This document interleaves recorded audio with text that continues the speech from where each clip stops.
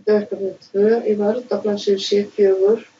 Ég er búin að stilla dálka, ég er búin að setja haus og ég var búin að setja nefamálsgreinina.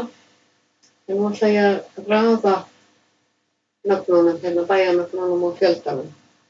Ég er með textan í blokk og ég fer hér í A til Z og ég ætla að hafa hakað við header row af því ég er með fyrirsagnarlínu og ég ætla að raða fyrst eftir fjölda og síðan eftir bæjarnafni. Ég ætla að hafa hvort tveggja hérna að sendinga raða í hækkandi röð þannig að hérna á að koma lægsta talan og hérna fyrsti stafur er svo í bæjarnafninu. Og OK, og þá lítur þetta svona út.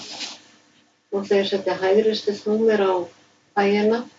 Þá tek ég ekki fyrirsögnina með, smelli hér og ég fæ vinstri stillt númer. Hér í Find New Number format og ver right. Þá fæ ég hægri stillt númer. Og ég ætla að hafa bil á eftir 3 punkta og ég fer hér í paragraf. Ég ætla að byrja á að taka hakið af hérna, það vill oft gleymast og hérna ætla ég að skrifa hjá hér. Ef ég tek hakið ekki af, þá kemur bara bil á eftir síðasta bæjarnafninu.